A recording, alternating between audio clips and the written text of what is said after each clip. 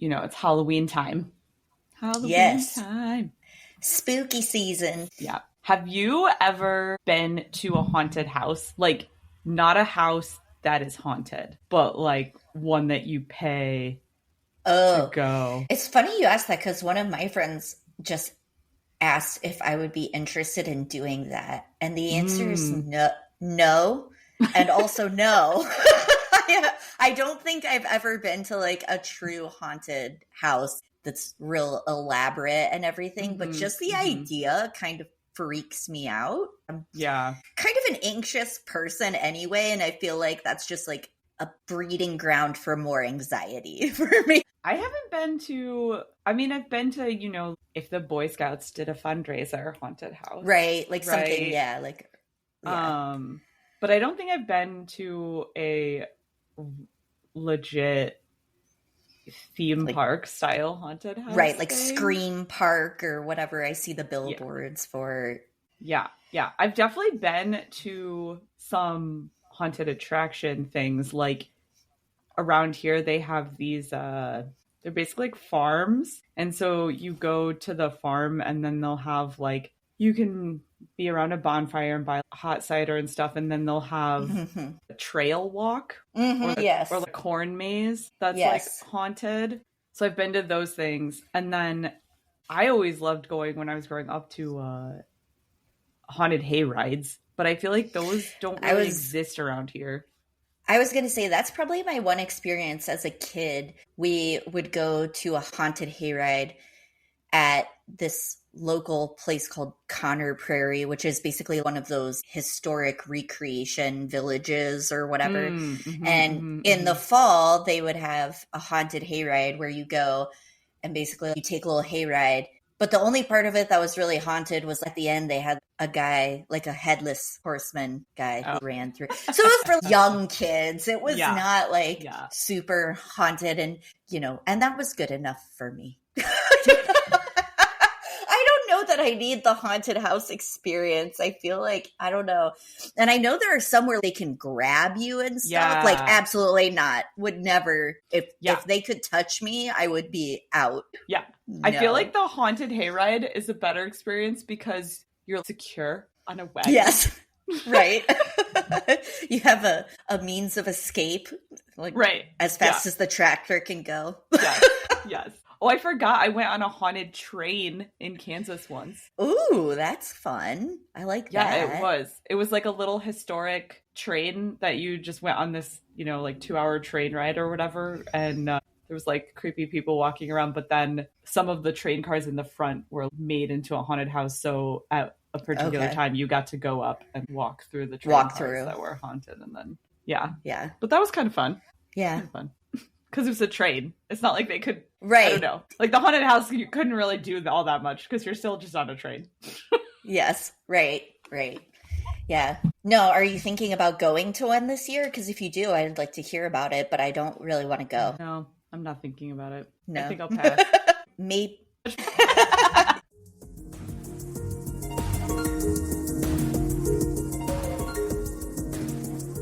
I'm Katie. And I'm Emily. We're two long-distance best friends with a passion for learning about all the things that make everyday life interesting. With my PhD in geography and my master's in library science, doing deep dives on topics is our idea of a fun time together. We'll share our findings with you on Researching the Obvious.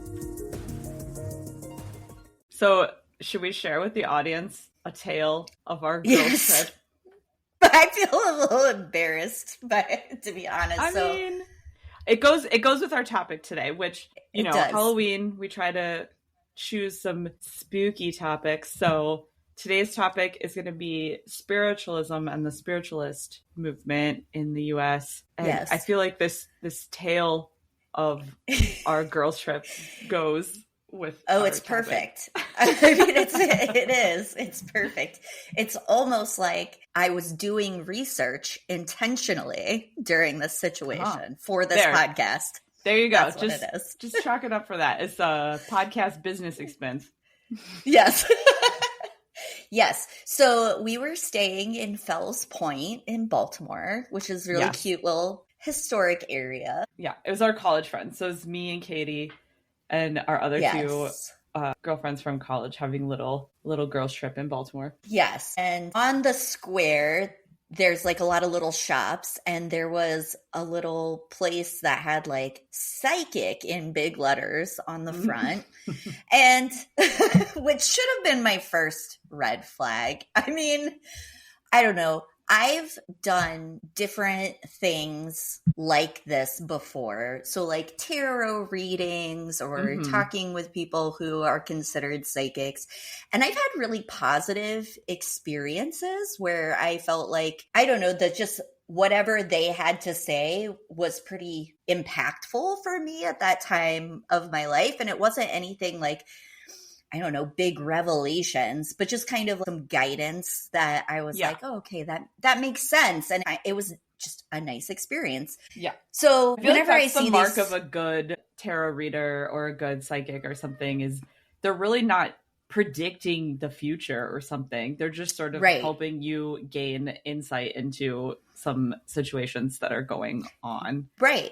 Which I think is a common misconception, that when you go to a psychic, it's going to be like they are predicting the future for you. Like I've never had that experience before. It's always been more, here's some food for thought on, like you said, a certain situation or circumstance that you might be going through, and just like general guidance.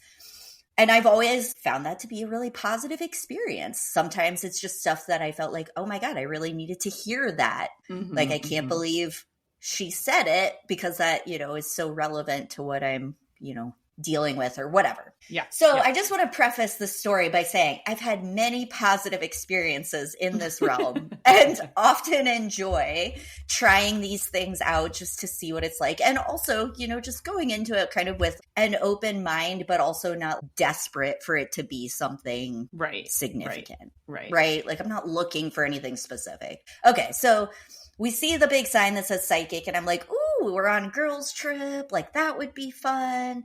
And our other friend, Ellie, was kind of interested in doing it too. So I was like, okay. So we stop in, and the lady was what I would call kind of like dressed as your typical New Age hippie, like skirt and, you know, real chill vibe, I guess.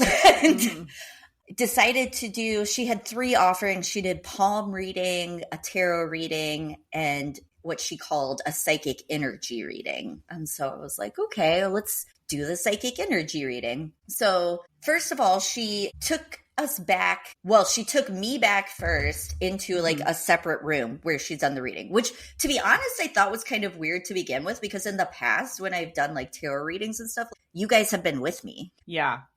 It's definitely more like a group thing. Yeah. Like it's, I mean, I guess I could choose to have you guys leave if I wanted to. But anyway, so she takes me back to her, I guess we'll call it an office. She's like a big table. Her lair. Yes, with her chair behind the desk and me on the other side. And she asked for my full name and I think my birthday or something like that. And the first thing she tells me is that she sees me living into my 90s, which I'm like, what? Like, never have I had a psychic reading where they predict how long you're going to live. So I was like, okay, that's weird. Then she says some things that are actually pretty accurate. And I was kind of like, okay. But they were things that I would say, it's not like she was offering any insight on it. She was just kind of saying things that were true about me. Some past relationship stuff that I was like, okay, that's actually accurate. And I haven't told you anything else. So I'll give this a shot. Like, let's see where you're going with this. But then she starts to go into fishing mode. And I could tell she was looking for information from me. And the moment where she really lost me is when she told me I'm a people person and wanted to know if I worked in PR. And I was like, no, not even close. Not even a little bit. And then she asked me like, oh, well, what do you do? And again, this is an experience I've never had where they're asking you questions about yourself. Right. In in the course of whatever you're doing. Like, I've never had someone do that either. Yeah. Red flag number 2, I guess. Yes, exactly. Where she's like asking more specific questions. And then it got worse because she sensed 2 child energies around me and wanted to know if I had children. And I was like, no. And then she was like, well, are you thinking about having children? And I was like, definitely not. And then she was like, what about nieces and nephews? I was like, strike 3. Like, nope. Like, not even. None of the above. And then finally she was like, pets. And I was like, yeah, good job. That only took 4 guesses. But only 2 energies, even though you have had many other pets prior. Yes. But only 2 stand around you. Yep. And so then, like, at that point, I decided, well, I'm just going to, because she asked me if I had any questions at the end of it, because this whole thing took about 20 minutes. Mm-hmm. And then before I get to the end part, the other big red flag, which I just will let all of our listeners know, that if anyone ever asks you for more money during a psychic reading, that is just straight up not. No. You've paid for the service. You don't need to pay more to continue the service. Yeah, because after she tells me some of these things that were accurate and then highly inaccurate, then she like goes on to try to convince me that I need her energy healing, which I did tell her that I practice Reiki. And so I have a feeling that she figured that I'd be open to that. And so she was trying to convince me that I need this energy healing that would cost an additional $300. That's $300. That's wild. That's crazy. Insane. Yeah. Also, listeners, don't pay $300 to go to a psychic for something. That's crazy amounts of money. Yes, that's you can have a way above market. Correct. You can have a positive experience for a fraction 20, of that price. 40. Yeah. Right. Yeah. So much less. So tries to convince me that I need to do this energy healing with her for another $300. And that I think she said something like that I would have to follow her instructions and it would take 24 hours, which also I was like, what? Okay. As someone who believes in energy healing and Reiki, that is not how it works. No. Not even close. No. So I was like, this is so bad. And I was like, no, thank you. And at the end, she asked if I had any questions. So I asked her, since you quote unquote sensed my pet energies around me, what messages do they have for me? And she was just like, I just sense a really strong connection. And I was like, okay, you're so this is so bogus. So bad. Yeah. I was so disappointed. And I felt like the whole time too, she was acting like a psychic that you would see in a movie. Like the way she was saying things was very dramatic and like trying to be very ethereal. Yes, exactly. Which I've also never experienced. It was just very hokey and just really a terrible experience. And then also after Ellie did hers, we compared notes and she told both of us some of the same generic things. And so we were like, oh God, we just got swindled, big time. Hook, line, and sinker, we fell for it. As far as her getting our money. But, Yeah. So if you're in Fells Point, Baltimore, don't go to the psychic. Do not. No, don't. She is a fraud. Yes. Yeah. And she will just try to get more money out of you. And as you said, you can have positive experiences with all sorts of, I guess, things in that psychic realm for much less money. Yeah. Yes. And I have had positive experiences with tarot readings and other things like that. I think the most impactful tarot reading I ever had cost $25. Okay. So yes, correct. That is not how psychics work. And she was clearly just playing on what people think is supposed to, No, 100%. And I think it's so unfortunate because we're going to talk in this episode about a lot of the fraud and stuff that was going on in the spiritualist movement, but I think it's really unfortunate that people like that still exist to give some of these like principles and concepts such a bad name. Yes. Yeah. Agreed. Because it's very easy then, as someone who maybe has never had a positive experience with or skeptical, just in general, astrology, a tarot, or anything like this, you know, and then they see someone like that and they're just like, oh yeah, well, obviously it's all baloney. Fake. Yeah. Such a bummer. Yep. Which is why I say that like this experience in particular stuck out, because it is actually the first time I've had a negative experience doing something like that. Every other time that I've gone to, you know, like, I don't know, just little events, or like the local new age store has people who do like readings and stuff like that.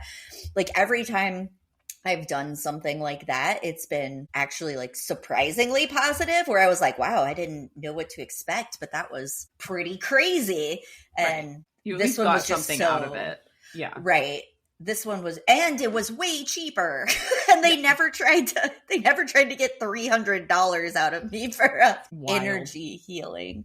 Yeah. But yeah, and then so this one was just like, oh man, I really feel like I got taken for a ride on this. But oh well, here we are, and it made a good story after the fact. Exactly. So it was research. It was research for this episode. It was research. It was totally intentional research. Correct. Not a waste of money at all. No, never. I did leave her a terrible Google review, so that made me feel better. Yeah. I did consider at the end asking for my money back, and I kind of wish I had. She probably would have given me shit about it, and I'm just one of those people who I wouldn't want to be that uncomfortable, so it wasn't worth it to me. But you saved me though, because I was going to. Yes, I did. Reading. I came out and I was like, "Don't do it! Don't do it!" Yes. On that note, now we're going to talk about spiritualism and mediums, and also a lot of fakeness, fakeness.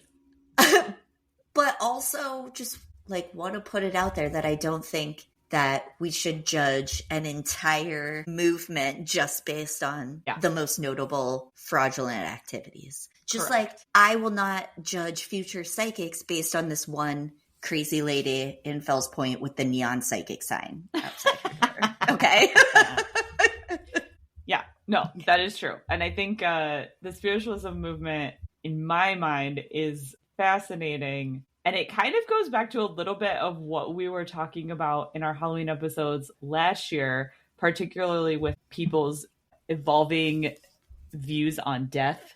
So in our death tradition episode, so if you haven't listened to that episode, I recommend it, because I'm going to touch on a little bit that we talked about last year with regards to death. But yeah, I think I've been interested in learning more about the spiritualist movement in general, because just where I grew up and now living in Baltimore, there's a lot of connections. And so I always thought that was kind of interesting, but I never dug deep into it before. And once I started researching this episode, I went down some very strange pathways that I did not anticipate going down. And I did not realize that this movement was so connected to a lot not even just like past society, but even contemporary society today. Like a lot of the beliefs that we have in contemporary society about haunted houses and the Ouija board and talking to ghosts and stuff, like pretty much all just stem back from the spiritualist movement. Those were not ideas really in society until this movement started. You also discovered it had all sorts of weird ties to your personal life, right? Like correct. Not even just where I grew up. I'll get into that, but it's been a very weird journey on this episode. I will say. It was starting to feel a little Sloppy Joe's-esque if you listen to that episode. Yeah. Not gonna lie. Yeah. The tip of the iceberg. That should be our idiom this week. Correct. We really are just gonna touch I think, the tip of this movement and everything that it has its claws embedded into, in my opinion. Yeah. Ooh, interesting. I can't wait. Yeah. So let's frame society at the time of the spiritualist movement. We're going to put my historical geography hat on for a minute here and kind of set the scene of where this movement comes from, both in a geographical sense and in a historical and social sense. Okay. Context. Love it. Lots of context here, because I think the context makes it even more interesting, in my opinion, and puts things in perspective as to why it really took off as a movement. So, okay, we'll start with what's known as the Second Great Awakening. So we'll start with this sort of social, religious, philosophical movement that was going on. And historians refer to this as the Second Great Awakening. And basically what that was, it was a Protestant religious movement that happened in the United States after the Revolutionary War. So it starts in about 1795 and lasts until about 1837. And the context of this movement is that during the Revolutionary War and right after the Revolutionary War, a lot of people that lived in the United States were not religious. It was one of the low points of church participation in the US.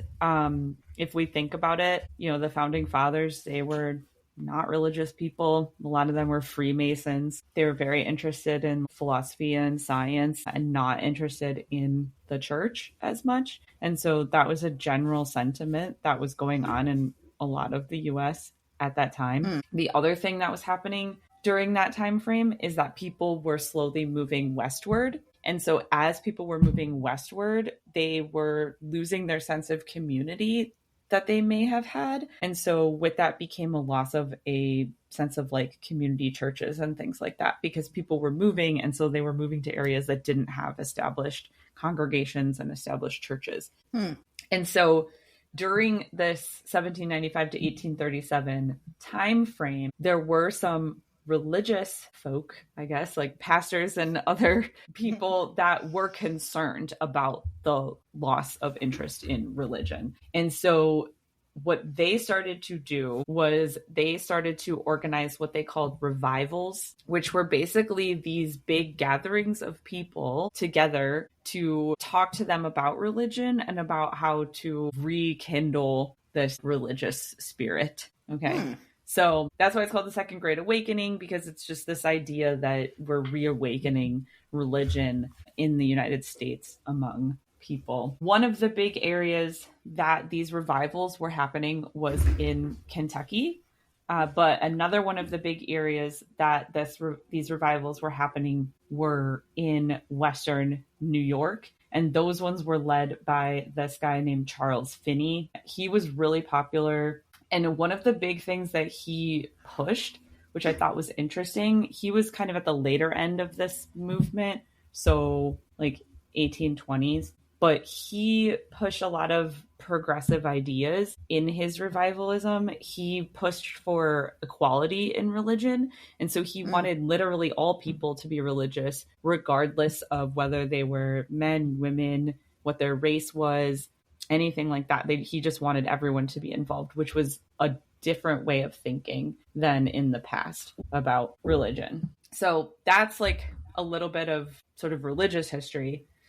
The other context is the geographical history, which is this area of Western New York. So basically from Albany to Buffalo, essentially. So around like the Finger Lakes area. And this is why I was interested in it growing up, is because this is the area that I grew up in. We would travel a lot to the Finger Lakes and to these spaces. But this area of New York is often referred to as the burned over district of New York. And it's this idea that during this Second Great Awakening, a lot of religious and philosophical ideas were spread throughout this area by way of the Erie Canal. So the Erie Canal was getting built at this time, and people were moving west and starting to populate this area of New York. A lot of people don't think about it, but at the time, this area of New York was sort of frontier-like. And so as this area grew in population and these ideas spread through the Erie Canal, it brought a lot of different ways of thinking, especially about religion, into this area. And so this district of New York was the start of a lot of new religions, some of which became super big. For example, Mormonism started in... Really? Correct. Mormonism started in 1830 in Palmyra, New York. I used to drive by the hill where Joseph Smith received his first revelations. So that was a big one that started in 1830 in this area of New York. Other ones that started in this area of New York, the Shakers, their first colony, like communal farm, was near Albany, and that was established early on in 1776, but then they established a second larger communal farm further west in central New York in 1826, and then they had another really big revival in 1837. There's still Shaker farms, historic ones, that exist in upstate New York. I used to go apple picking at a Shaker farm when I was growing up. Well, that makes sense too, because they're in Ohio as well. So that would be from Western to New York to Ohio would be an easy... Right, yeah, they moved west. And the same thing with Mormons, right? Like Joseph Smith gets his revelation in Palmyra, and then he moves to Ohio, and then eventually to St. Louis, and then eventually to Utah as well.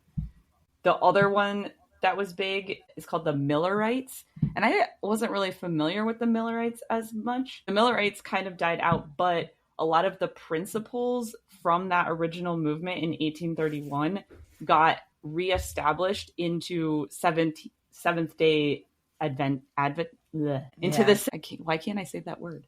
Anyways, so Seventh-day Adventism takes a lot of their thought from the Millerites that were in 1831, which were also in this area. And then the other thing that was in this area was the Oneida community. And this was seen as like a utopian society. And they established themselves in 1848 in this area of Western New York as well. So there was a lot of religious movements happening, in particular in this part of New York, and also spurred a little bit by this Second Great Awakening and these revivals. And they'd have these like camps and big group meetings in this area where a lot of people got together to hear all of these things. Second thing in this area of New York, from a social perspective, not religious, there were a lot of social movements that were going on in this area of New York as well. So sort of spurred on by the idea that Charles Finney, right, he was preaching a lot, and he was preaching a lot of equality. The abolitionist movement was very big in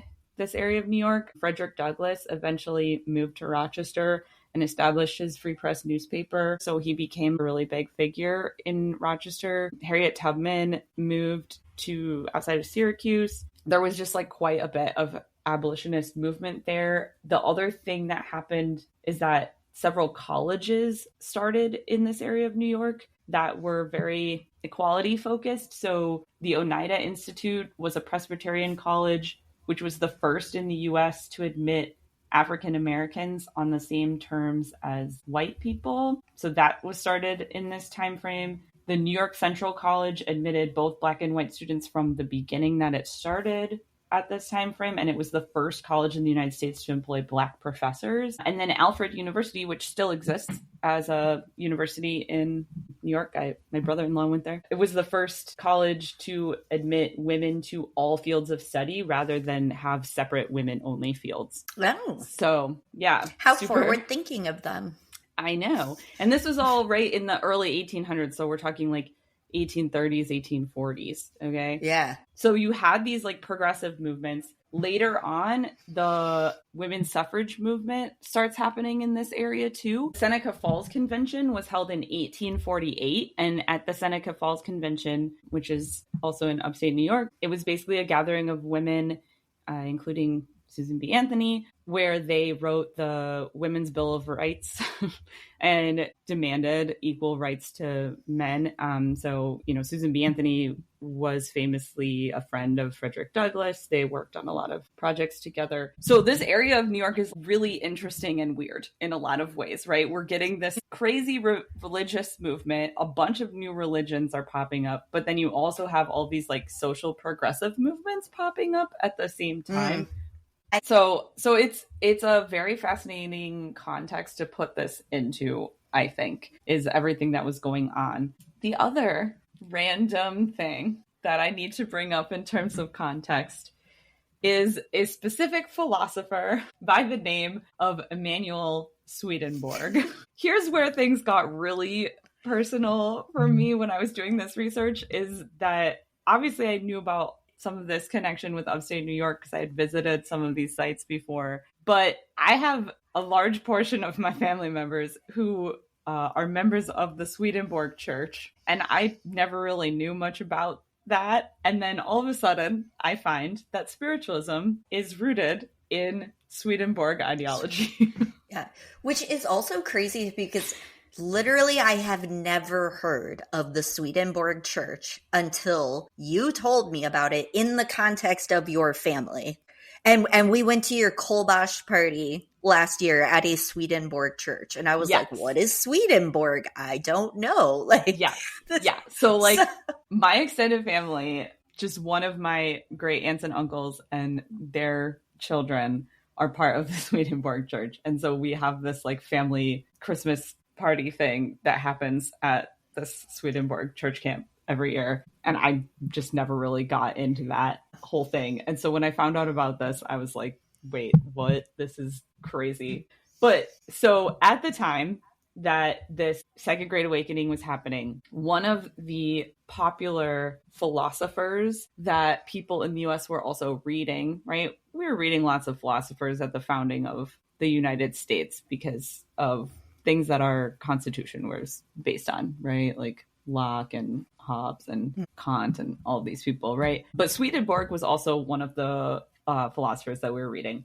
So a little bit about him. He was a polymath, which basically just means that he was kind of like a weird genius on a lot of things. And his original career was that he was an inventor and a scientist. And this is over in Sweden. He lived in Sweden. And he, in the second half of his life, started having what he described as a spiritual awakening. And so a lot of his writings on like philosophy and science started taking a more religious tone. Mm-hmm. And he did talk a lot about the Christian church and his philosophy and ideas about Christianity. And a lot of his, I guess, revisions of Christianity in a way were to try to get the contemporary Christian church at that time, in like the early 1700s is when he's writing, but to get the contemporary Christian church to return to the, I guess, original Christian church. So it was sort of like trying to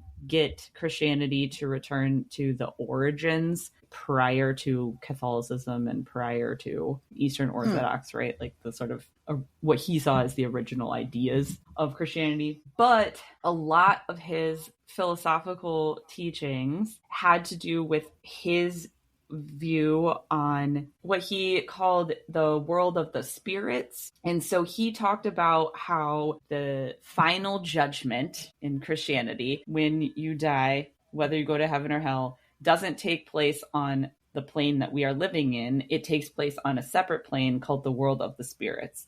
And in this world of the spirits, he talks about how there's several different layers of heaven and hell, kind of like Dante, if we read Dante's Inferno. So he talks about these different layers of heaven and hell, and how in the world of the spirits, you can be on certain layers and work on different aspects of yourself in order to improve what layer you are on in the world of the spirits. Okay. And so you can like improve yourself as a spirit. His writing, Swedenborg's writing, influences a lot of people as a philosopher. He didn't seek to start a church. He just was writing his sort of philosophical ideas. There was a group of British folks who were really interested in his ideas that then started the Swedenborg Church, which is what my family is part of. But a lot of people just read his philosophy as philosophy. And some of the people that were known to be influenced by Swedenborg, if you're curious, Ralph Waldo Emerson read a lot of his stuff. Some people do think Kant was influenced by him. Carl Jung, Helen Keller was a big proponent of his. Sir Arthur Conan Doyle, Yeats, W.B. Yeats was a big fan. But the person that I think is important to this story, who was influenced by Swedenborg, was Johnny Appleseed, which is crazy to me. But Johnny Appleseed was a big follower of Swedenborg, and he was a member of the Swedenborg Church. And he is largely credited for spreading the Swedenborg ideas around the U.S. as he went and planted apple trees. So I'm not going to lie. I didn't know that Johnny Appleseed was like a real person. Or if I did, I like had forgotten that. I thought he was just, it was like a folk tale type thing. Yes. I think a lot of people have the idea of Johnny Appleseed from like the Disney cartoon. Yeah. In their brain. Yeah. Yes. But he was in fact a real person. He went around and planted apple orchards basically as New York and Ohio and Indiana were being populated by people, so that people could then buy some land with orchards already planted on it. And fun fact, he planted the orchards using seeds because apparently in Swedenborg ideas, grafting is not believed in. What's grafting? So like creating plants from grafting branches. Oh, okay. So you're not he planted everything from seed. From literal seeds. Yeah. So he planted literal and metaphorical seeds as he went along. Yes. And apparently all the apples that he planted were basically just to make cider, not to eat. Oh. And because they were planted from seeds, they were one specific variety. But apparently he's responsible for the red delicious apple. What? So well, that's I don't know how apple. I don't know if that's good. I don't know how I feel about you, Johnny Appleseed. Like, I guess it's cool you were spreading these religious ideas, but also the red delicious apple. Yeah, that was the best you could do. Right? How about some Honeycrisp for us? Well, no. He couldn't create new varieties because he didn't believe in grafting. Oh, right. Yeah. Interesting. Yes. So fascinating. So anyway, this is the context in which spiritualism starts, is that it's Western New York with all of these very progressive social ideas, new religious ideas, plus Swedenborg ideas. Some people do say that Joseph Smith and Mormonism was influenced by Swedenborg as well. But yeah, so that's like the context in which we sit.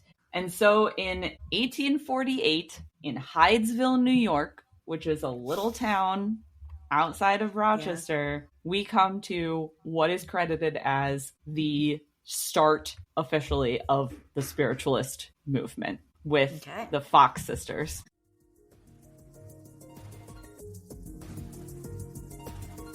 Hey, Katie, remember that time that we wanted to start a podcast based on all of our random research conversations? Yeah, and we had no idea what we were doing or how we would even make a podcast. Yeah, that's the time.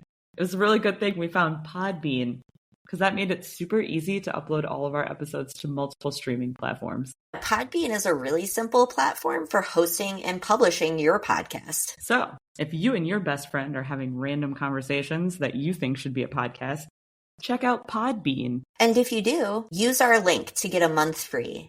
Podbean.com/obvious. That's PODBEAN.com/obvious. And become super cool podcasters like us. World famous.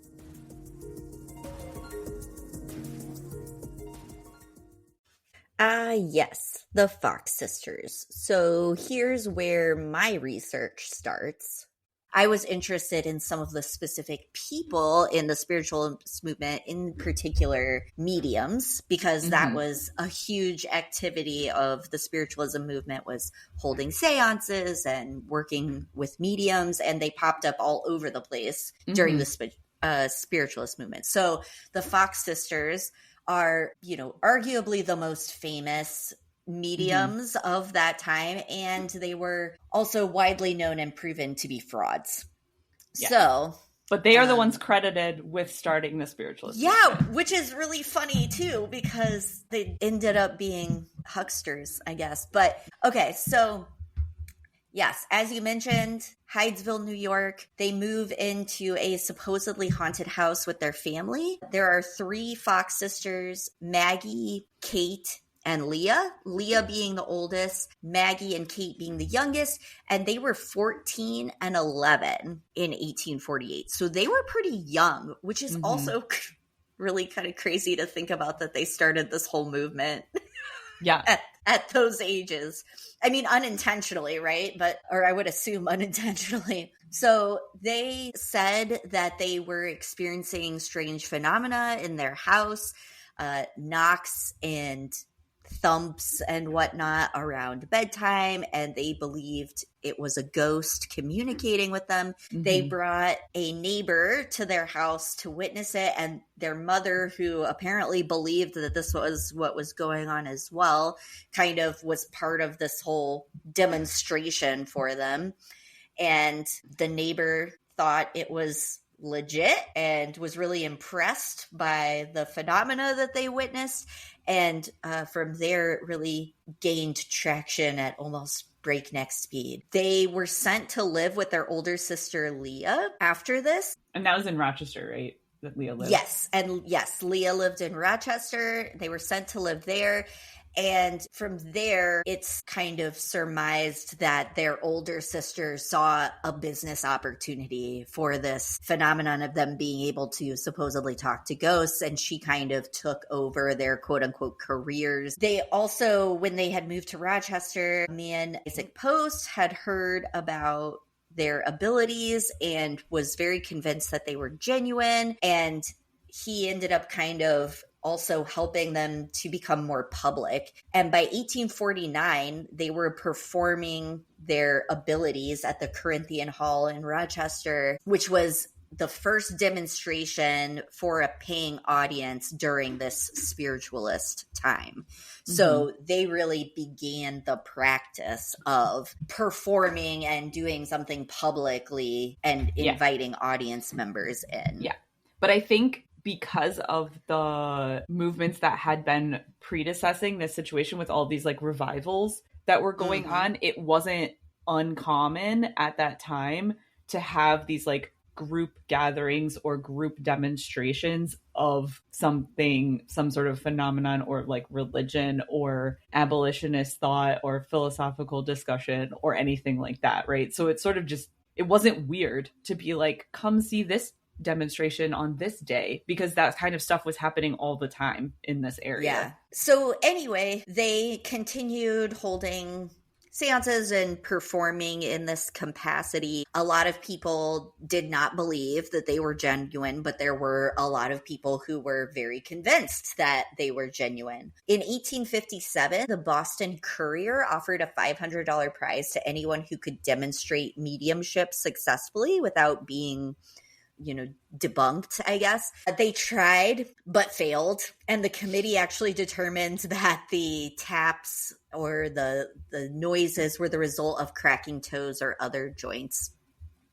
Which, time out. That's crazy that they were supposedly connecting with spirits through these knockings, but the knockings were just joint cracking? Yes. Like, how loud were these cracks? That's what I was wondering too. But supposedly, so then like 30 years pass, various things happen. Kate ends up getting married and converting to Catholicism, so she really doesn't participate in this anymore. Maggie continues to develop her mediumship. She actually married someone who is a devout spiritualist. And, she's continued to do seances and performed other types of mediumship, like they mentioned, transcribing messages in reverse script, using blank cards upon which words seem to spontaneously appear, and some other things like that. But then by 1887, in a report from the Sabert Commission, who was investigating mediums, concluded that the sounds could have easily been produced by fraudulent methods, and they noted that the raps were heard close to Maggie, and a nearby sitter felt pulsations from her foot. And then in 1888 is when they admitted to being fraudulent, or Maggie admitted to being fraudulent, when a reporter from New York City offered $1,500 if they would expose their methods and give him the exclusive story. She supposedly went in front of an audience and demonstrated how they created the sounds by cracking her toe joints. But again, how loud and how on demand can you always be cracking your joints? I don't know. Wow. But that's what they say. Yeah, that's what they said. Interesting. Supposedly she tried to recant that admission later, but she was also in dire financial straits. And she had an increasingly bad drinking problem. So there are multiple things going on with both Maggie and Kate that are kind of sad, I think, in the way that their lives played out after all of this. And from what I was reading, they kind of also blame their older sister Leah for exploiting them and encouraging them to continue this ruse for financial benefit. But I mean, it went on for 1848 to 1888, like 40 years of this, and they were still very popular mediums. So I was reading that. So right, we have the Fox sisters developing this like idea of mediumship at this time, and that's essentially how spiritualism evolves then, is it's just this belief in the fact that there's other forces that are existing in this spirit world that we are able to then connect with and communicate with, right? So you can see that tie of the Swedenborg idea of thought coming in there. What's interesting about the spiritualist movement is that it was largely an upper and middle class movement. So it was usually wealthier people that were getting involved. And it's usually considered to be the first big movement that was perpetuated by the media. So you were saying all these newspapers were getting involved with the Fox sisters. The newspapers were the ones that were pushing this movement. And there were several periodicals devoted specifically to spiritualism that were pushing the movement. The other thing with spiritualism is that it was very popular among women, and it was one of the few movements at the time where women were leaders in it. So like in the church, you couldn't, like in the Christian church, you couldn't have women leaders at that time in the church. But in this movement, a lot of the popular people, maybe stemming because of the Fox sisters, or because it's coming from this area where the suffragette movement is very big anyway, women were very prominent. And so the movement ends up also pushing a lot of progressive ideas like abolition and women's rights. And yes, I read about that. Yeah. Yep. So mediums and seances become primary focus of the movement, and it became very popular. There's estimates that between the late 1800s, early 1900s, when this was popular, there was between 4 and 11 million people that were adhering to it. It's kind of hard to put a number on it because you didn't have to like register or anything like that. And for the most part, this movement, it wasn't centralized. So for the first basically 50 years that it existed, it didn't have a centralized system or a central church. It wasn't until 1893 that the National Spiritualist Association of Churches started. So, and they created their 6 basic principles in 1899. So it wasn't even until 50 years after the Fox sisters that they tried to consolidate into an official doctrine of stuff as a church. There's a lot of reasons why people think the movement took off really quickly. One, obviously the media,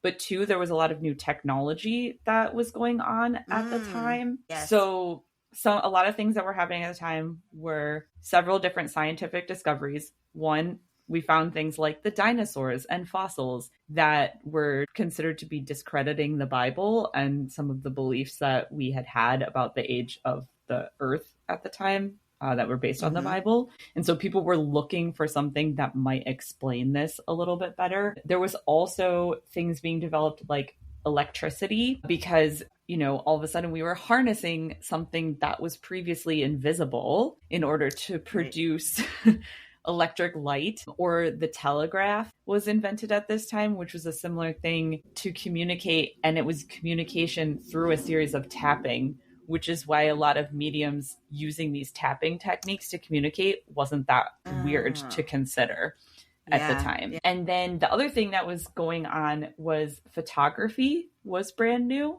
And so a popular thing that started happening were spirit photographs, where people were taking pictures and then some kind of phenomenon was going on in the background. The most famous spirit photograph is of Mary Todd Lincoln. After Abraham Lincoln died, she became a very devout spiritualist. And there is a spirit photograph of her sitting in a chair with sort of this ghostly figure of Abraham Lincoln standing behind her. And that got published in like every newspaper because it was Mary Todd Lincoln and Abraham Lincoln. And so it really stuck and took off in people's minds. Thomas Edison worked for a long time on trying to develop a spirit phone to communicate with the dead.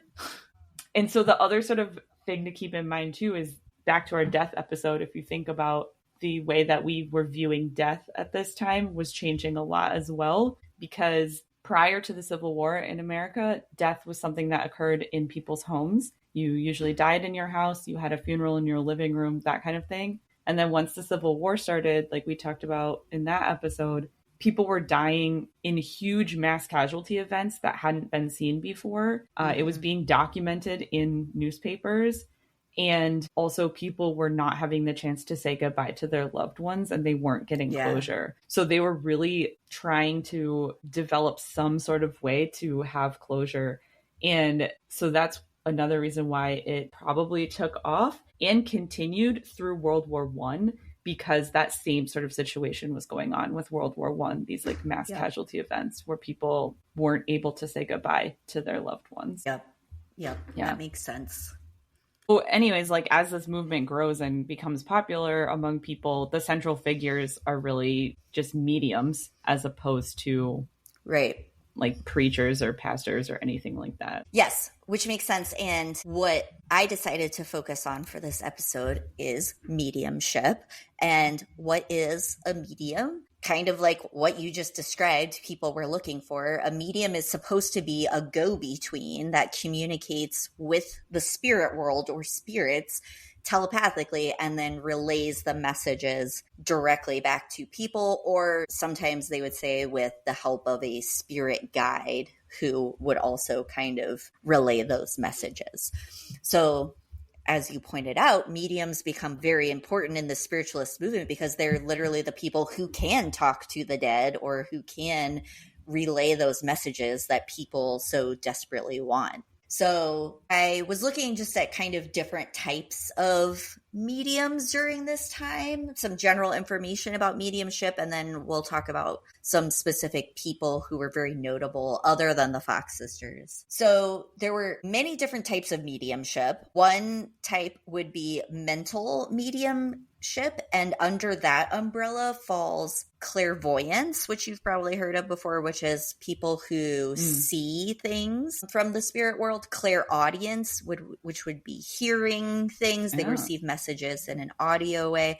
And then clairsentience, which would be they receive their messages through feelings, intuition, maybe even sometimes like a physical feeling in their body. So that's all under the category of mental mediumship. Then there was also physical mediumship, which was basically the manipulation of energies or energy systems by spirits. So this involved like physical manifestation. So the taps, actual voices coming through, objects materializing out of thin air, also spirit bodies or body parts that were visible. A lot of physical mediumship is the kind of stuff that you hear about that was eventually proven to be fraudulent. I'm not saying it's not real at all. I don't know. But in many cases, those kinds of mediums ended up being the ones who were using methods to trick people. Interesting. And in that physical mediumship, the medium or the person is supposed to be just an energy source for the manifestations to like allow those things to happen.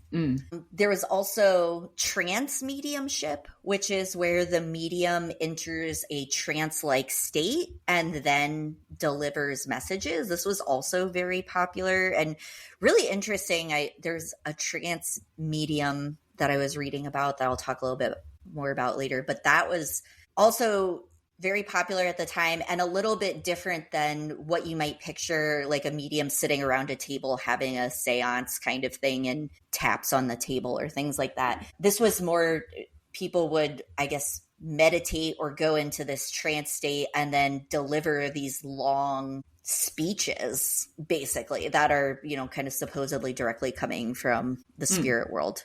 Interesting. Yeah. And then there was also direct voice mediumship. So that's where the spirit supposedly takes over the medium's voice or body and is speaking directly to the group or the audience or whoever is there. So it's a little bit different than trance mediumship in that the medium is still the one delivering the messages that are coming through the trance. In direct voice mediumship, they believe that it was the actual spirit that controlled the voice of the medium. Okay. Oftentimes the medium's voice would change, the way that they would speak would change, the words they would use, those kind of things. Some other popular things during this time that were part of the seance and medium world: table turning, also called table tapping, table tipping, or table tilting. So much alliteration. So this is basically people sit around the table, everyone places their hands on it, and the table either rotates or tips kind of from one side to the other.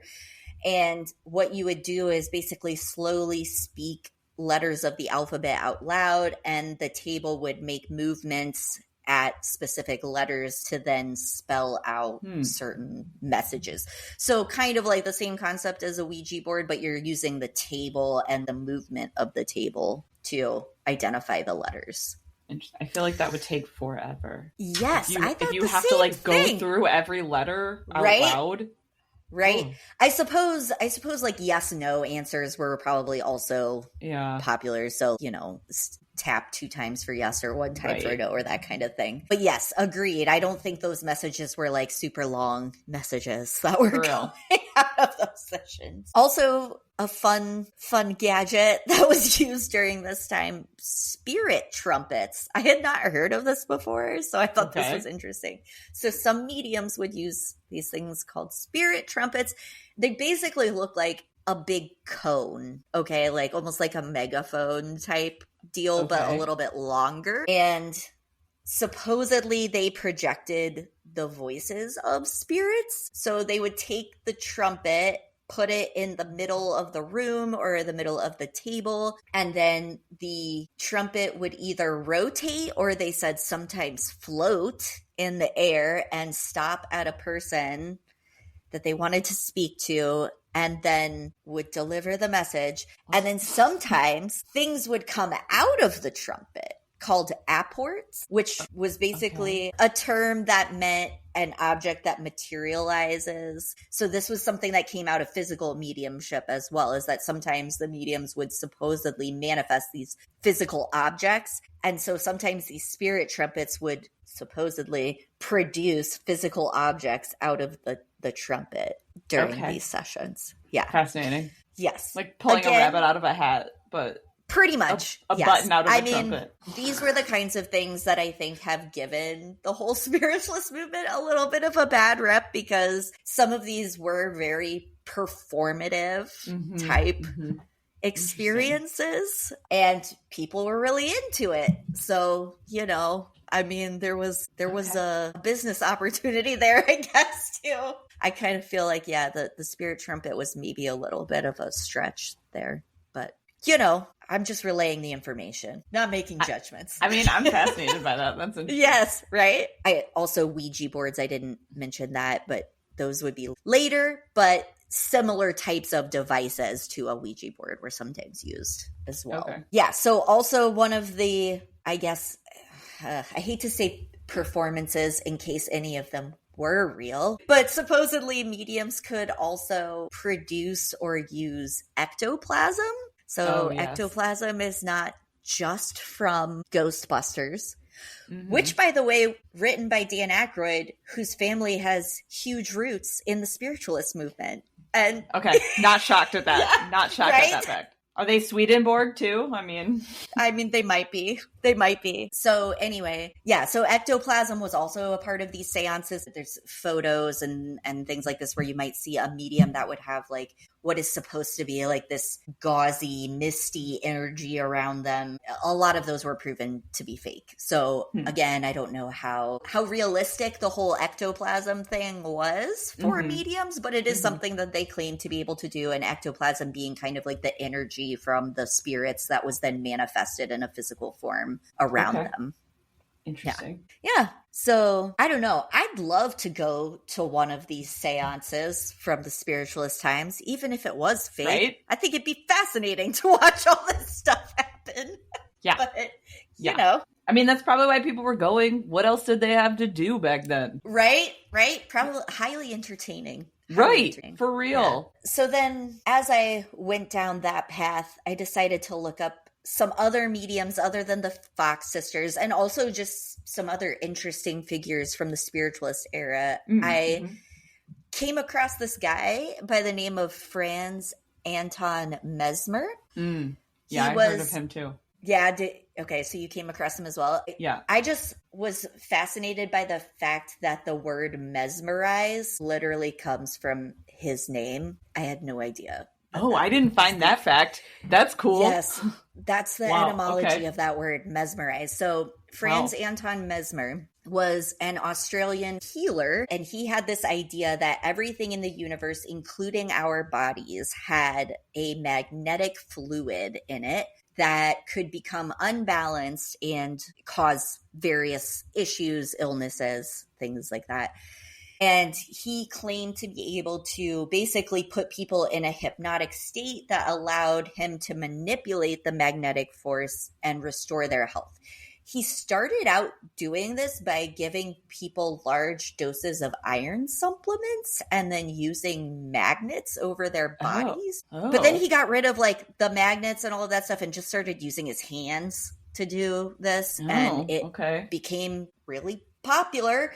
And other people picked up and claimed to be able to do this as well. And they were called mesmerists. And they were very popular attractions at parties and in parlors, and just like seances were as well. And interestingly enough, although, I'm not sure that his whole magnetic theory held water, that he was actually doing healing as he claimed to be, he actually kind of kickstarted or was the foundation of what would later develop into hypnosis for psychotherapeutic use. So, so he was kind of practicing a form of hypnosis before hypnosis was really something that was developed. So I thought that was really interesting. So next time you use the word mesmerize, think about Franz Mesmer. Yeah, and literally origins of hypnosis, which makes sense with the word mesmerize. So. Okay. Yeah, so I thought that was fascinating. That's what I mean. The spiritualists, so many things in society go back to it, weirdly. Yeah. So some other famous mediums that I read about, Cora L.V. Scott. She was very famous during the spiritualist movement. She was born with a caul over her face, the amniotic sac when it covers an infant's face when they're born.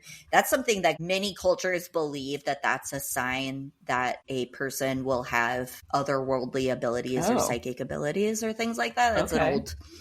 I guess you call it an old wives' tale. I'm not sure, but I know that that's supposed to be one of those symbols of potential psychic ability. She was very famous for doing trance lectures. So that trance mediumship where she would go into a trance and then she would do whole lectures on topics. She started at the age of 16, and because of the depth of information, the eloquence in the way she delivered the lectures, that many people were just convinced that was not her talking, and it had to be coming from somewhere else.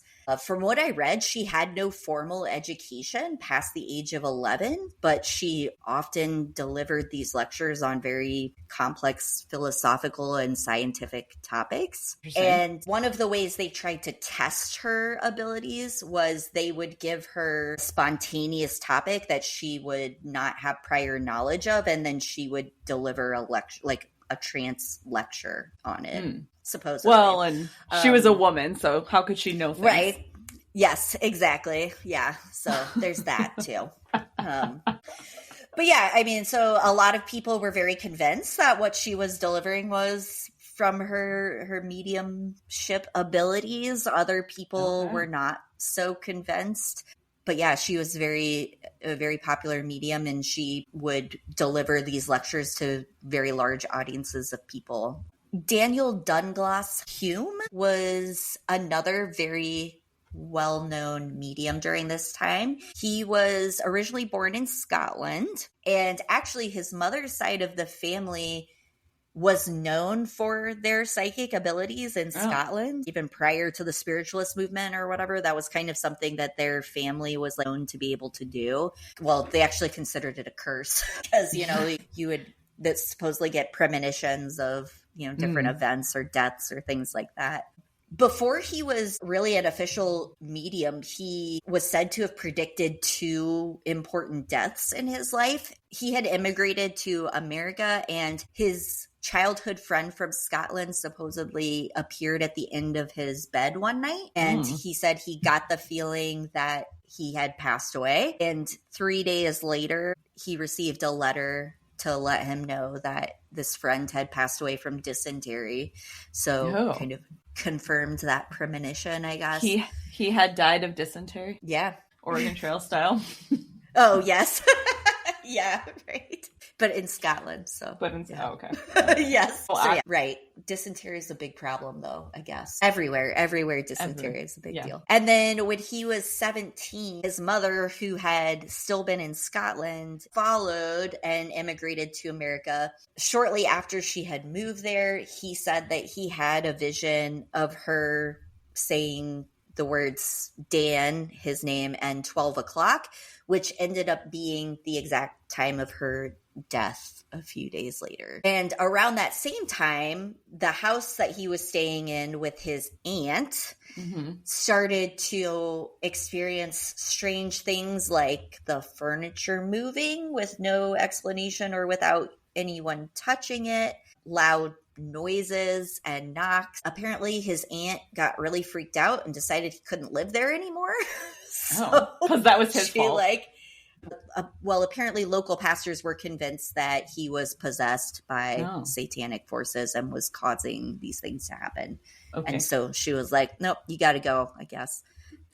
Too much weird stuff's happening. So anyway, he began conducting seances in 1851. The local paper reported, like, as you mentioned, I guess media was a big deal during this time for these. So in a local paper, they said that during the seance, the table moved without anyone touching it and also continued to move even when a person tried to stop the table from moving. There were reports that he actually levitated in his seances. And, some people also reported seeing like strange lights or spirit lights, what they called them, around him. There were also reports that he used fraudulent methods to create some of these phenomenon. So, I don't know. Take it with a grain of salt, I guess. I did find it interesting that he never took money directly for his seances, but he was gifted a lot of things from his wealthy clients because he was a very popular medium. And he had a lot of upper class people who liked his seances. And so they would often give him gifts and he would accept those. And then sometimes he was invited to stay with them. And so he would just lodge at these various houses of well-to-do people who wanted his services. Yeah, must be nice. He was the OG influencer getting paid in things. Yeah. So yeah, he was hotly debated medium as to whether or not he was fraudulent or authentic. There were a lot of people who were very convinced that he was authentic. And though, as I said, some of the things in regards to like the levitation and the lights, they felt like could not really be proved and were done under conditions where it would be easy to trick people. Okay. I kind of got the sense that he might have had some psychic ability, but he needed to amp up the showmanship factor. Right. And maybe started incorporating some of that stuff because that's what people were looking for. That's what I was going to say. Like, I kind of wonder if some of these people did have, you know, medium abilities and things like that, but because of the spectacle that was created around this movement and around these gatherings, that if they didn't do something over the top, then people would come away disappointed. Right. Yes, agreed. I think so too. That's kind of the sense I got as well, because a lot of the reports that I read where they disproved some of these mediums' abilities were specifically related to the physical phenomenon. So things like materializing things out of thin air or levitating or, you know, the ectoplasm photos. Those things were the things that they most commonly proved as fraudulent. At the same time, a lot of people reported after going to these seances and having experiences with these mediums that they were able to give information and report information that they should not have known. Like personal things about the person or the person who had died or, you know, things along those lines. And that's, I think, what really convinced people that they were authentic. And I think there's a good chance that, like you said, these people actually were psychic or had some kind of psychic ability. But because of this whole spiritualist craze and the seances and the table tipping and all of these things that became so popular, that some of them decided that in order to make money or in order to continue doing this for a living, that they probably had to spice things up a little bit and not just sit there and provide information to people. Yeah. Yeah. Interesting. So yeah, I don't know. And the last one I'll talk about is Maria B. Hayden. So she was well known as a medium who brought spiritualism over to England. So she was American, but went on a trip to London and became very popular over there for her seances and mediumship. The way that she did mediumship was mostly through tapping or knocks on like a table, but she also used a piece of cardboard or basically like a board with letters on it, kind of like a Ouija board would be today. And it had letters and numbers on it. And then supposedly the spirits would make those raps or taps to spell out messages using that board. And she was able to perform this and get responses and answers that seemed to be valid while the board was behind her and out of her vision. So that was one of the ways that they would test her, is they like stood with the board behind her so that she could not see what letter was being indicated that someone would be pointing at. And the taps would still spell out answers to the questions. Okay. So also hotly debated, though, whether or not she was a true medium or not. She had a lot of people who really believed that what she did was authentic. And Sir Arthur Conan Doyle, I think in particular, was one of her big advocators. And Conan Doyle was a huge advocate for spiritualism. We can link in the show notes, but I found an entire history of spiritualism encyclopedia that Conan Doyle wrote. Yeah, it's like 25 chapters long that go through everything with spiritualism. He was a huge proponent of it and really pushed it further. Yeah. So yeah, and again, reports that she was not really able to be proven as being fraudulent, but then the stuff that she was doing was not quite as outlandish, I think, as some of these other physical displays. And so there were a lot of people who said, oh, what she told me was accurate, or she knew things she shouldn't have known and things like that. But then, you know, there are a lot of people who thought it was all a show. What was interesting about her, though, is that a little bit later in her life, after doing these seances and whatnot in London, she also claimed to be a psychic healer and would diagnose people or discover ailments just by sitting with them and holding their hand, kind of thing. And she was actually pretty successful at just, like, I guess, discovering what was wrong with people and advising them on kind of what to do about it. So much so that she decided to go to school to become a doctor. Oh, and she okay. graduated and became a doctor and had a very successful practice for 15 years after that. It's interesting because it seems like she did not make a lifetime career out of mediumship like some of these people did, where maybe they were relying on it for their sole source of income. She kind of went in a different direction with it and then ended up in the medical field. So anyway, and then I guess just as like a little side note, which you touched on a little bit earlier, but I read as well, you know, you're talking about some of the progressive movements going on with women's suffrage and abolition. And one of the things that I read was that trance mediumship, right? This act of going into a trance and delivering these lectures to large audiences was actually a very popular way to deliver those progressive messages of equality, women's rights, abolition of slavery, etc. And it was a way for women to have a large audience of people who would listen to them if they didn't think it was the actual woman talking. Right. Right. Like, wow, this is such a smart idea. And it just happens to be coming out of a woman's mouth, even though it's definitely not from her. Right.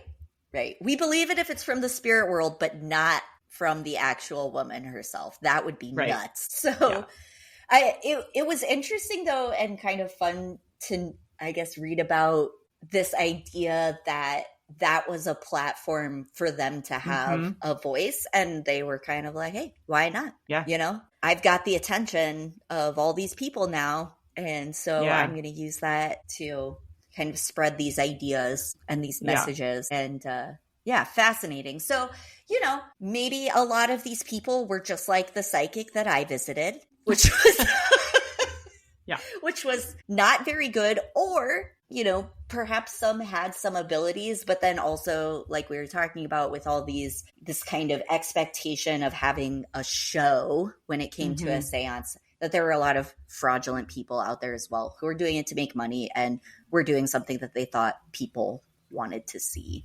Yeah.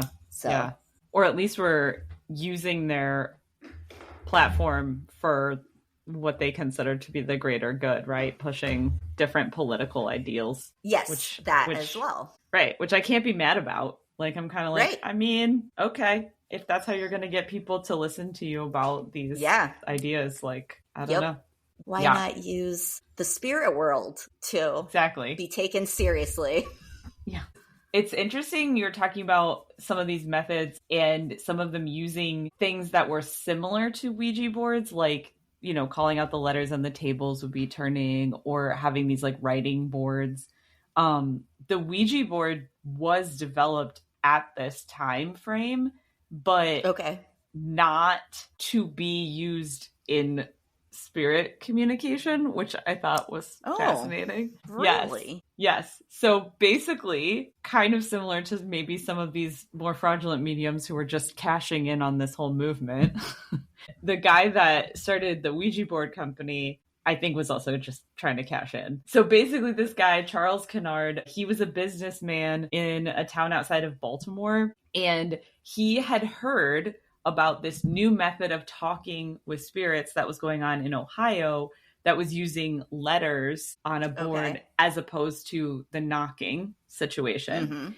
And so he shared a office building complex, I guess, with this guy, E.C. Reich, who was a furniture/coffin maker. And so he asked him to create a wooden board that had the alphabet on it, and then like the yes, no in the corner, right? That people could use a planchette and point to the letters. So he asked him to create that. And so basically the first prototype Ouija board looks exactly like a Ouija board today. It was just made out of wood. Yeah. But so then once he had that prototype, he started looking for investment backers. And he moved to Baltimore to find people who would invest in the company. And Elijah Bond was an investor that was willing to invest. So they basically, Kennard and Bond tried to go to get a patent for their talking board, right? And the guy at the patent office was like, I'm not going to give you a pen. I don't think that this thing is real. I don't think this thing works. Yeah. And so Elijah Bond's sister was a medium. And so he was like, okay, I'll do a demonstration for you, Mr. Patent Officer. And so they did this demonstration at a hotel that was in downtown Baltimore with her. And during the demonstration, the patent officer asks the Ouija board what the name of the board is. Because at the time it was just called a talking board. And the board spelled out the word Ouija. Oh, really? Okay. Yes. And so that's like where the name for the board comes from, is from the board itself. Okay. So meta. Fascinating. Yes. Yes. That hotel, the building that was a hotel where this all happened and the Ouija board was named, is now currently a 7-Eleven in downtown Baltimore. Nice. But if you go in that 7-Eleven, I went in there one day while I was on my lunch break at jury duty. But if you go in that 7-Eleven, there's a big like plaque on the wall that sort of explains everything that went on and took place and how this was the site for the naming of the Ouija board. But so after that, he was able to get his patent, and they started the Kennard Novelty Company in Baltimore in 1890, and they advertised it as a game that could answer any question. So it was being advertised as a game, just like a board game to answer any question. But because of this movement that was going on, sales immediately took off and it became super popular. By 1892, so like literally within 2 years of them starting the novelty company, they went from having one factory in Baltimore to having 2 factories in Baltimore, 2 factories in New York, 2 in Chicago, and 1 in London. Oh my God, just to produce a wooden board to with produce letters on Ouija it? boards. Yes. To produce Ouija boards. Well, and they had it patented, so like no one else could make one. Yeah. So it was marketed as a game. By the early 1890s, some 2,000 Ouija boards were being sold per week. So 2,000 boards a week. Oh my God. That's nuts. Yes. So everyone owned a Ouija board. Everyone owned a Ouija board. They were super popular. They started being used even by some people as like an automatic writing tool. So I thought this was interesting. Sylvia Plath wrote a book called Dialogue Over a Ouija Board, where she just used it as an automatic writing tool and wrote this entire thing. Really? Yes. Interesting. Yeah. And then they sort of had another upswing in popularity during World War I. A lot of people started buying them in World War I when, again, the spiritualism movement was still going on. Norman Rockwell painted a pretty famous painting of a couple sitting together playing with a Ouija board. So these were like super popular. In 1966, Parker Brothers ended up buying out the Ouija board company, so the Kennard Novelty Company, and started manufacturing it. In the year after they bought the game, so 1967, 2 million Ouija boards were sold in that year alone, which outperformed Monopoly. Oh my God. Yes. So like these were very popular for a very long time, like almost 70 years. And people they literally thought they were a game and they were for fun. What happened is that in 1973, a little film called The Exorcist comes out. Oh. And The Exorcist freaked so many people out. And in that movie, they're using the Ouija board to communicate with the spirits. And it freaked so many people out that as a result of that movie, that's when society decided that Ouija boards were evil. Oh. Yes. So that's a recent thing. Yeah. So basically, Ouija boards were considered just a fun parlor game. Yeah. Until The Exorcist comes out. And after that, it was like almost overnight, people started associating them with the devil and evil spirits and demonic activity and all of that stuff. Yeah. And so today, what's interesting is Parker Brothers doesn't actually manufacture Ouija boards anymore. They might make a special edition like Stranger Things Ouija board or something like that. But the original Ouija board, they don't even make it anymore. So if you want one, you kind of have to go to like, I don't know. Thrifting. A thrift store to find one. Yeah. Probably. I mean, there's probably a million out there because they were producing so many of them. Yeah. Well, I don't want one because they scare me, and I guess that's because of The Exorcist, which I've never seen. But Yeah. I personally, I don't know. I feel like I've heard so many people say, "Don't mess with it. Don't mess with them." I know, but I wonder if that's just all stemming from this like thought process that came from The Exorcist, and not actually from the original marketing of these, which was like a Norman Rockwell fun activity to do with your boyfriend. That is hilarious. A Norman Rockwell painting with the Ouija board. Yes. Yeah. Another fun fact is if you are ever in Baltimore, you can go to the Greenmount Cemetery, and Elijah Bond, he's buried there, and his tombstone is in the shape of a Ouija board. Yeah. Wow. I hope he died a rich man. Oh yeah, for sure. Yeah. Like they did. Man. I know. So I thought that was kind of a fascinating thing, that the Ouija board was not really developed for this movement, but becomes kind of synonymous with it. Yeah. And also wasn't seen as like a bad thing until the 70s. Yeah. Like a literal game until The Exorcist. Yes. But I think it also shows that spiritualism was like, at that time, it wasn't considered to be like good or bad, right? There weren't like, it wasn't like a good or, it didn't have like a good or bad quality. It was just like, this is a way that we are talking to the spirit world. Yeah. Period. And just like normalizing that. Yes. Just being like, yeah. That's our goal and that's what we're doing. Yeah. Huh. I kind of looked up like what happened to the spiritualist movement, because so many people were invested in this for a long time. Yeah. And it just kind of started dying out. A lot of the reports of fraudulent mediums didn't help the cause. And then after World War I, it just kind of started to fade. The Spiritualist Church still exists. So the Natural Spiritualist Association of Churches, that organization still exists, and it has two educational auxiliaries. One is the Morris Pratt Institute in Milwaukee, and then the other is the Center for Spiritualist Studies in Lilydale, New York. The Center for Spiritualist Studies is incorporated as a religious seminary school. So basically, if you want to be a church leader in spiritualism, you would go to school at Lilydale. And Lilydale is also a fascinating town. I'm not gonna get super into it. There's a ton of like YouTube videos actually about Lilydale. It is a massive spiritualist camp. It is home to about 40 mediums. It's a tiny town, like 15 minutes from Fredonia. Okay. Where Kevin went to college. Yeah. Like near, kind of just past Buffalo, like an hour or so past Buffalo, New York. But yeah, it's home to about 40 mediums. And during the year, there's maybe a population of like 400 people. But in the summertime, that's when all of the crowds kind of converge back onto Lilydale, and upwards of like 15 to 20,000 people will visit this town in the summertime.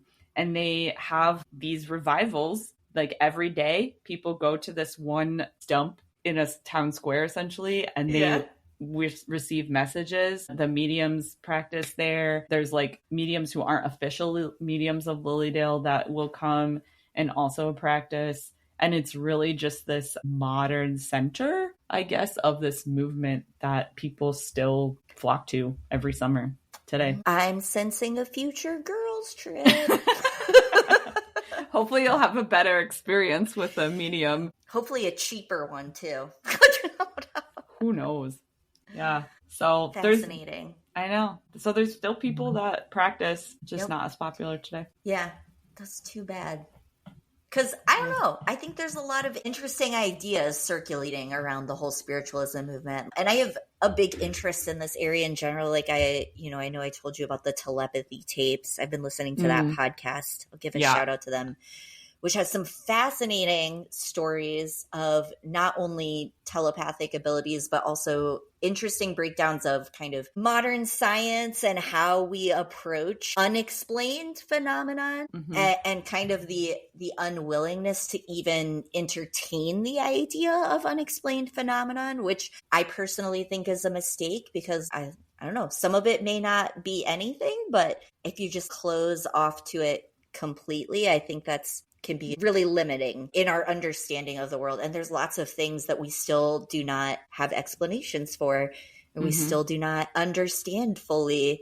And just because it can't be proven necessarily beyond a shadow of a doubt that, I don't know. I think there's still room for exploration in that realm. Yeah. And I think that's the other thing that is fascinating to me about the spiritualist movement is that it was seen as scientific, right? Like they were trying to use new scientific methods like photography and electricity and all these things to bridge that gap between religion and unexplained things, right? And the modern era of science. Yep. Yeah. Yep. Yeah. What a time. I know. The Victorians, man, they're wild, wild people. It's a wild ride with them. I know. I feel like anytime we're talking about death, we're just going back to Victorians. I don't know. Right? They're obsessed. And if you, our listeners, have any ghost stories that you want to relay to us, please do. Yes. Because I also feel like this is one of those things where if you've personally experienced something unexplained and kind of otherworldly, that like that's a different situation than going to someone and like seeking out this kind of experience. And I'm always fascinated to hear about that. So yeah. Share your best spooky tales for spooky season.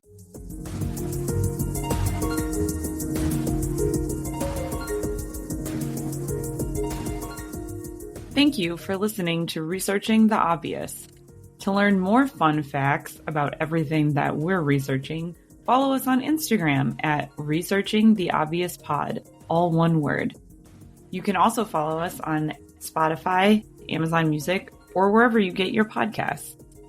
If you know someone that you think would enjoy listening to all of our findings, please feel free to share or give us a review. Researching the Obvious is written, produced, edited, and hosted by Emily Fekete and Katie Nakanishi. Tune in next time to hear more obvious facts.